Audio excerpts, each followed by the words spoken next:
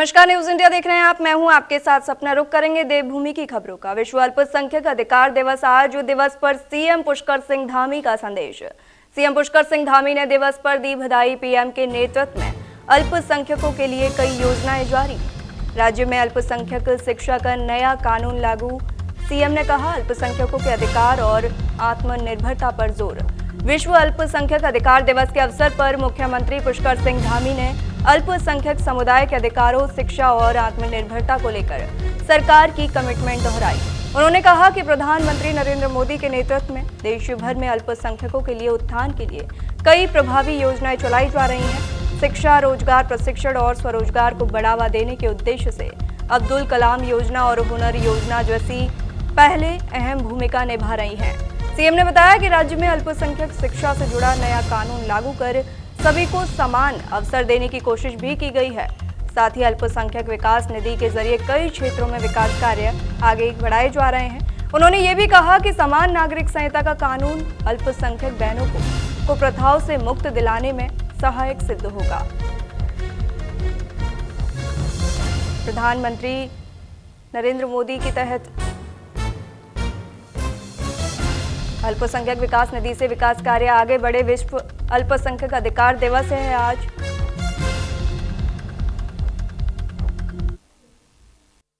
विश्व अल्पसंख्यक अधिकार दिवस के अवसर में सबको बहुत बधाई देता हूँ, शुभकामनाएं देता हूँ। और भारत के अंदर आज हमारे प्रधानमंत्री आदरणीय नरेंद्र मोदी जी के नेतृत्व में अनेक काम अल्पसंख्यकों के अधिकारों के लिए किए जा रहे हैं, उनके उत्थान के लिए किए जा रहे हैं, उनको रोजगार से जोड़ने के लिए किए जा रहे हैं, उनके बच्चों को अच्छी शिक्षा, संस्कार दोनों मिले।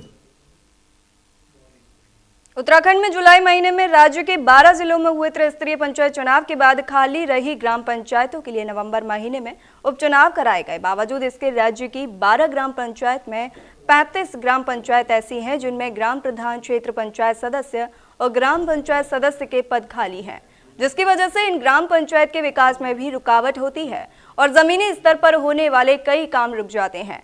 हालांकि विभाग का दावा है कि जिन पंचायत में पद खाली रह गए हैं उनमें विकास कार्यों में कोई परेशानी नहीं आती। गवर्नमेंट से हम लोग रिक्वेस्ट करेंगे कि जहाँ जहाँ अभी पंचायत कॉन्स्टिट्यूट नहीं है वहाँ पर एडमिनिस्ट्रेटर की व्यवस्था जो है कंटिन्यू किया जाए, क्योंकि उस ऑर्डर में था कि उपनिर्वाचन तक नामित किए जाएंगे। और अब हमारी करीब 7817 में सिर्फ 35 ग्राम पंचायतें हैं जो कॉन्स्टिट्यूशनली कॉन्स्टिट्यूट नहीं हुई हैं। 2/3 मेजोरिटी उनकी वार्ड मेंबर्स की नहीं बन पाई है। खेल महाकुंभ का नाम बदला अंदाज और मुख्यमंत्री चैंपियनशिप ट्रॉफी पहचान। नया पंचायत से राज्य तक खेलों की जंग। सीएम चैंपियनशिप ट्रॉफी से खिलाड़ियों में नई उमंग। खेल महाकुंभ अब मुख्यमंत्री चैंपियनशिप ट्रॉफी के रूप में आयोजित किया जाएगा, जिसको लेकर खेल मंत्री रेखा आर्य ने बताया कि खेल अब महाकुंभ के स्वरूप में मुख्यमंत्री चैंपियनशिप ट्रॉफी के नाम से आयोजित किया जाएगा। इसकी शुरुआत 23 दिसंबर से न्याय पंचायत स्तर पर होगी। प्रतियोगिता चरणबद्ध तरीके से न्याय पंचायत, ब्लॉक, जनपद और अंत में राज्य स्तर तक पहुंचेगी। बताते चले जहां मुख्यमंत्री चैंपियनशिप ट्रॉफी का फाइनल आयोजन किया जाएगा। रेखा आर्य ने कहा कि न्याय पंचायत स्तर पर जीतने वाली टीम को विधायक चैंपियनशिप ट्रॉफी, ब्लॉक स्तर पर सांसद चैंपियनशिप ट्रॉफी और राज्य स्तर पर मुख्यमंत्री चैंपियनशिप ट्रॉफी दी जाएगी। इससे खिलाड़ियों को प्रोत्साहन मिलेगा और प्रदेश को खेल के क्षेत्र में आगे बढ़ने का अवसर मिलेगा। खेल महाकुंभ अब अपने नए स्वरूप में होने जा रहा है और इसका नया स्वरूप जो है मुख्यमंत्री चैंपियनशिप ट्रॉफी के रूप में अब ये आयोजन होगा। और मुख्यमंत्री चैंपियनशिप ट्रॉफी जो है इसकी शुरुआत जो है वो हम लोग 23 दिसंबर से करने जा रहे हैं न्याय पंचायत स्तर पर। और मैं समझती हूँ कि जब ये न्याय पंचायत स्तर से आयोजन जब प्रारंभ होगा तो आने वाले समय में जब ब्लॉक स्तर पर पहुँचेगा, ब्लॉक से फिर जनपद, जनपद से फिर राज्य स्तर पर पहुँचेगा, तो राज्य स्तर जो होगा वो मुख्यमंत्री चैंपियनशिप ट्रॉफी का अंतिम चरण होगा। तमाम जानकारी के साथ हमारे संवाददाता हरिवंश हमारे साथ लाइव हैं। हरिवंश, इसका नाम बदला गया है खेल महाकुंभ का, तो क्या पीछे सरकार की क्या मंशा है इसके पीछे?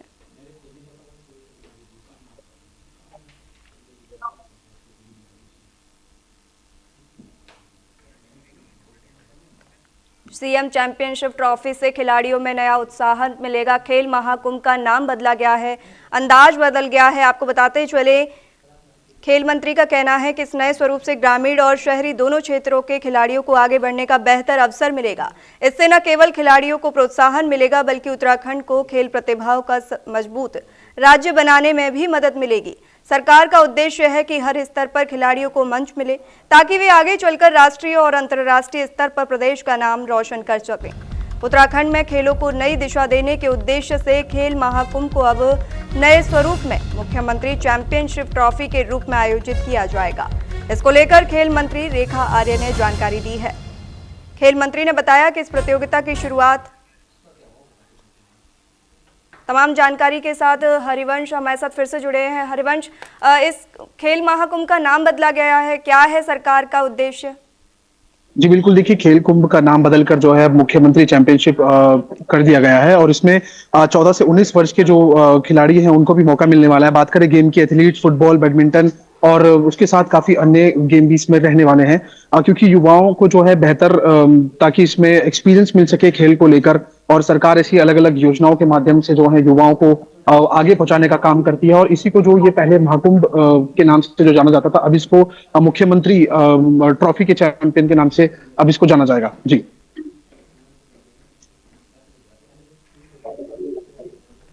आगे नाम बदलने से खिलाड़ियों में और क्या प्रोत्साहन मिलेगा, आगे क्या बदला जाएगा? प्रोत्साहित राशि देने की जो बात की गई है, मैं आपको बता दूं कि खेल मंत्री ने जो घोषणा करी है विधायक चैंपियनशिप ट्रॉफी के लिए जो है 1 लाख और सांसद चैंपियन ट्रॉफी देने के लिए 2 लाख और मुख्यमंत्री चैंपियन ट्रॉफी जो जीतेगा उसको 5 लाख की तय किया गया है। हालांकि अभी 1,10,000 के करीब जो है रजिस्ट्रेशन हो चुके हैं और उनका ये भी कहना है कि जैसे जैसे मीडिया जो है इसका प्रचार प्रसार करेगी, इसमें लगातार रजिस्ट्रेशन और भी बढ़ेंगे और उत्तराखंड के जितने भी युवा हैं उनको एक मौका मिलेगा और वो खेल में ताकि आगे बढ़ सके। इस पे लगातार जो फोकस है वो खेल मंत्री का और खेल विभाग का लगातार इस पे फोकस है कि जितने भी युवा हैं उत्तराखंड में आगे बढ़ें और लगातार इस पर काम करते रहें। जी बहुत शुक्रिया तमाम जानकारी के लिए। खबरों में आगे बढ़ेंगे। हरिद्वार पुलिस ने अनोखा गौ सुरक्षा अभियान चलाया, जहां पुलिस ने अभियान चलाकर सराहनीय कदम उठाया। सड़क दुर्घटनाओं से बचाव के लिए विशेष पहल शुरू की गई है। बताते चलें कि पुलिस ने आवारा पशुओं के गले में रिफ्लेक्टर पट्टे बांधे। घने कोहरे में सड़क दुर्घटनाओं से बड़ी राहत मिलेगी। वहीं पुलिस ने गौ संरक्षण संस्थाओं से भी संवाद किया। स्थानीय लोगों ने हरिद्वार पुलिस की पहल की जमकर सराहना की।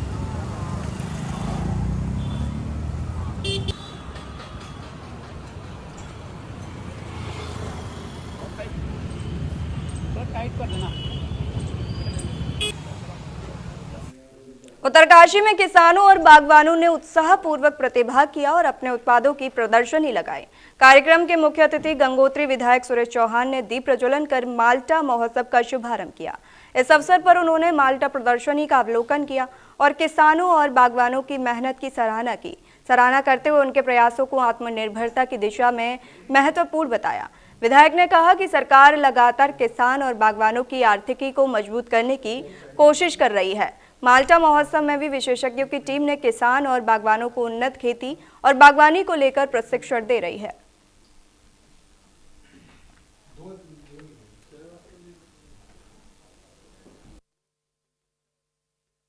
प्रदेश के यशस्वी मुख्यमंत्री माननीय धामी जी की जो मंशा है कि हमारे इन पहाड़ों में हम उद्यान के क्षेत्र में कैसे आगे बढ़ें, हमारे काश्तकारों के, हमारे उद्यानपतियों की आजीविका कैसे मजबूत हो, हमारी जो तंगी स्थिति, माड़ी स्थिति जो है आर्थिक स्थिति, वो कैसे मजबूत हो, तो इसके लिए निरंतर हमारी सरकार प्रयास कर रही है। माल्टा उत्तरकाशी में हर एक जगह पे होता है, स्वयं भी होता है और उगा भी है। तो तीनों एक ऐसी संभावनाएं हैं जो किसी भी तरह से अगर इसका प्रबंधन उचित हो तो इसको एक बिजनेस मॉडल या एक क्लस्टर इकोनॉमिक मॉडल के तौर पे डेवलप किया जाना बहुत आसान है। तो वही काश्तकारों के बीच में आज हमने साझा भी करी जानकारी माल्टा से रिलेटेड। उनका प्रदर्शनी भी लगाई है, जगह जगह से वो अपने मॉडल लाए हैं, सैंपल्स लेके आए हैं। अभी माल्टा का उत्पादन जो उत्तरकाशी में वो लगभग 650 मीट्रिक टन।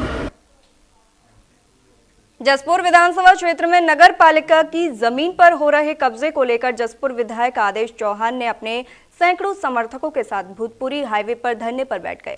साथ ही विधायक फायरिंग मामले को लेकर भी खास नाराज हुए। जिसको लेकर जसपुर विधायक आदेश चौहान ने कुमाऊं मंडल विकास निगम में प्रेस कॉन्फ्रेंस की थी और बीजेपी कार्यकर्ता सन्नी प्रधान पर गंभीर आरोप लगाए थे।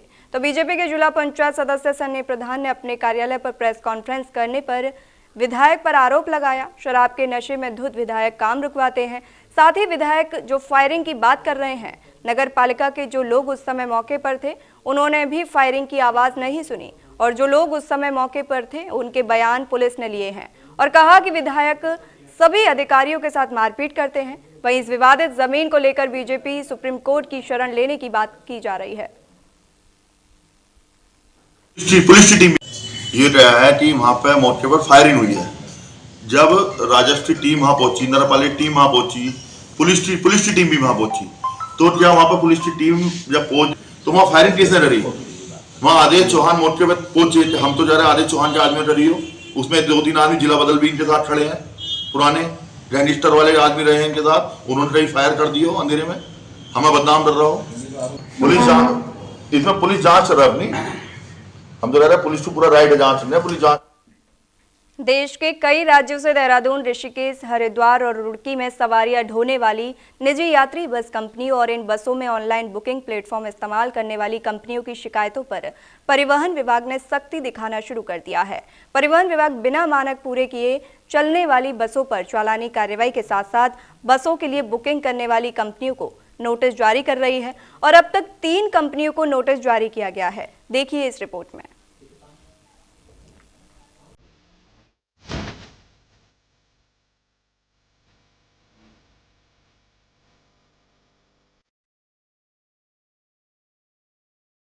देहरादून, ऋषिकेश, हरिद्वार और रुड़की में आईएसबीटी दूसरे राज्यों से आने वाली निजी कंपनियों की बसों में अनधिकृत तरीके से की जा रही ऑनलाइन टिकट बुकिंग और परमिट की शर्तों के उल्लंघन के मामले में मिल रही शिकायतों पर परिवहन विभाग ने कार्रवाई करते हुए पिछले 1 हफ्ते में हरिद्वार बाईपास, आईएसबीटी और मौकापुर क्षेत्र में परिवहन विभाग ने अभियान के तहत कार्रवाई शुरू कर दी है, जिसमें 4 सचल दलों और 4 बाइक स्क्वाड की भी तैनाती की गई।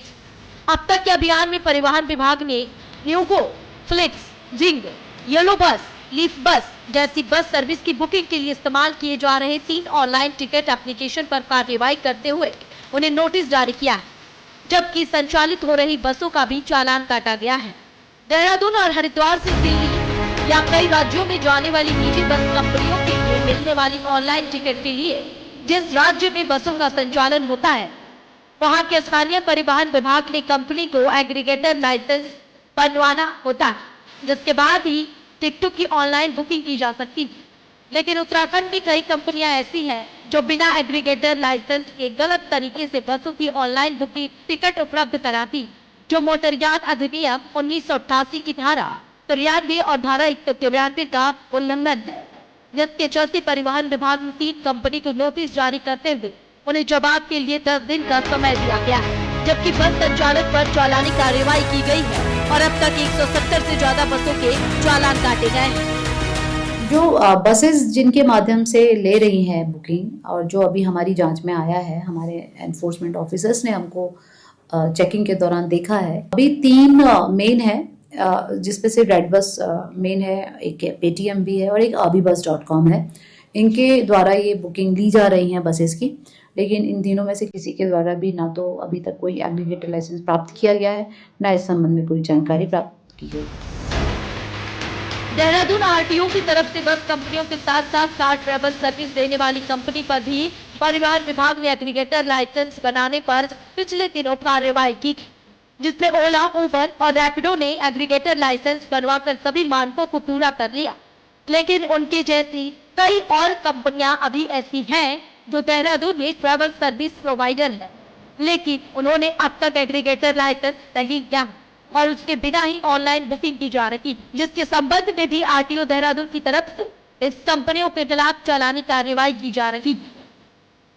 भी अगर सर्विस प्रोवाइडर है वो ऑनलाइन प्लेटफॉर्म के माध्यम से अगर कस्टमर्स को ट्रांसपोर्ट की सुविधा उपलब्ध कराता है, चाहे वो 2 व्हीलर के माध्यम से हो, चाहे 3 व्हीलर के माध्यम से हो, चाहे 4 व्हीलर के माध्यम से हो, तो उनको उत्तराखंड राज्य का एग्रीगेटर लाइसेंस प्राप्त करना अनिवार्य है।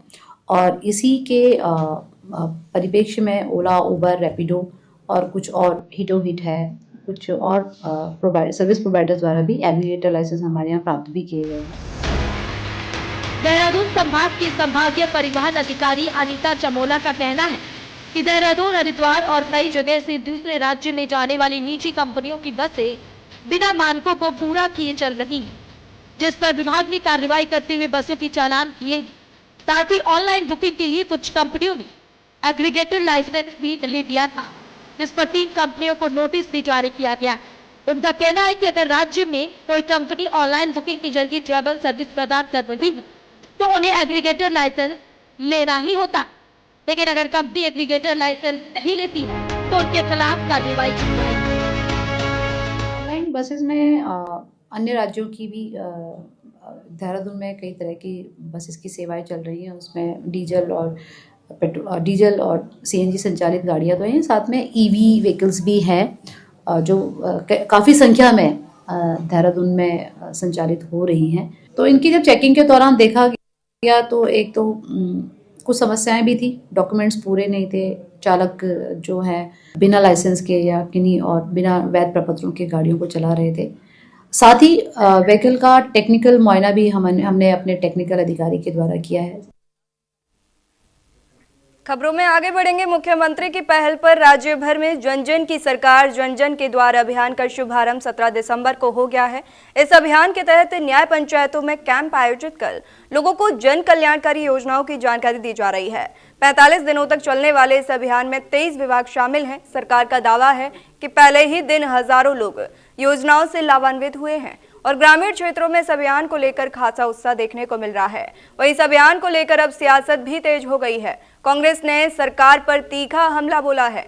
कांग्रेस की प्रदेश प्रवक्ता प्रतिमा सिंह ने इस अभियान को लेकर कहा, बहुत देर बाद मुख्यमंत्री धामी को याद आया कि यह जन जन की सरकार है। पिछले 3 सालों में यह सरकार भूमाफियाओं, भ्रष्टाचारों और खनन माफियाओं की सरकार नजर आई है। अगर योजनाएं सही तरीके से लागू होती तो आज जनता तक पहुंचाने के लिए कैंप लगाने की जरूरत ही नहीं पड़ती। चुनाव नजदीक आते देखिए केवल दिखावा किया जा रहा है।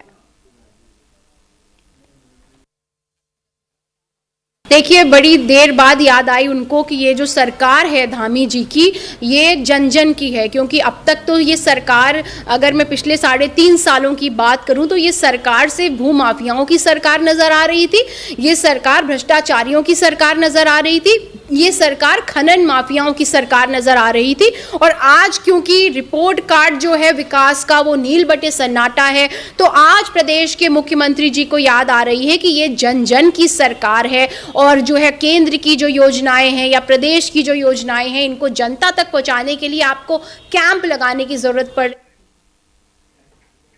अल्मोड़ा के गांधी पार्क में बदहाल स्वास्थ्य सेवाओं में सुधार की मांग को लेकर स्थानीय लोगों का धरना तीसरे दिन भी जारी है। जहां धरना दे रहे लोगों की मांग है कि मेडिकल कॉलेज में 6 एम्बुलेंस, जन औषधि केंद्रों में दवाइयां और स्वास्थ्य सेवाओं में सुधार किया जाए। अल्ट्रासाउंड की व्यवस्था जब तक नहीं हो जाती है उनका धरना जारी रहेगा।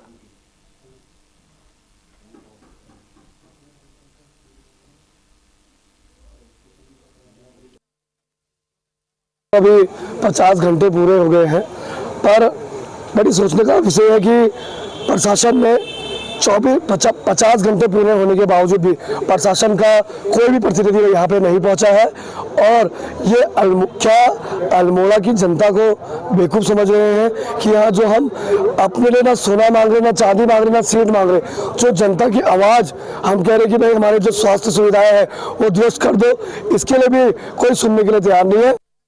भाई साहब, मैंने तो देखा कि बोर्ड में लगा था कि स्वास्थ्य सेवाएं सुधारो, तो इसलिए हम तो समर्थन देने के लिए आए हैं इनको। इनका कहना जायज़ है कि मेडिकल कॉलेज में जो डॉक्टर अगर प्रोफेसर नहीं है तो डॉक्टर कैसे बनेगा, और दवाइयाँ अगर 300 दवाइयाँ सरकार कह रही है कि हमने दे रखी है और डॉक्टर कहता है कि 84 दवाइयाँ हमको यहाँ पर प्राप्त हैं, तो वो कह रहे हैं कि उसकी लिस्ट बाहर से लगा दो।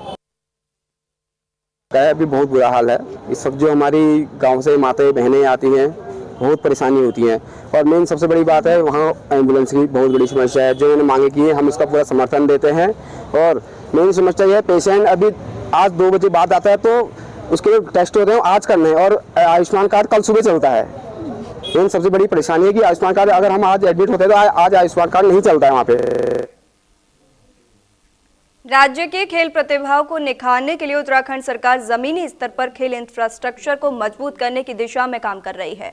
खेल विभाग अब न्याय पंचायत स्तर तक खेल स्टेडियम विकसित करने की योजना पर काम कर रहा है, जिसको लेकर प्रदेश की खेल मंत्री रेखा आर्य का कहना है कि सरकार की कोशिश है कि जिला, ब्लॉक और न्याय पंचायत स्तर पर भूमि की उपलब्धता के अनुसार खेल स्टेडियमों का निर्माण किया जाए। खेल मंत्री ने बताया कि इस पहल से राज्य के उभरते खिलाड़ियों को अभ्यास के लिए बेहतर मैदान मिलेंगे। इसके साथ ही सेना, अर्धसैनिक बलों और अन्य सेवाओं की तैयारी कर रहे युवाओं को भी शारीरिक प्रशिक्षण के लिए उपयुक्त सुविधाएं मिल सकेंगी। हमारी कोशिश है कि जिला, ब्लॉक या न्याय पंचायत स्तर पर जहां भी भूमि तैयार हो वहां खेल स्टेडियमों का निर्माण किया जाए। इससे राज्य के खिलाड़ियों को बेहतर सुविधाएं मिलेंगी और युवाओं को तैयारी के लिए अच्छे मैदान तैयार हो सकेंगे।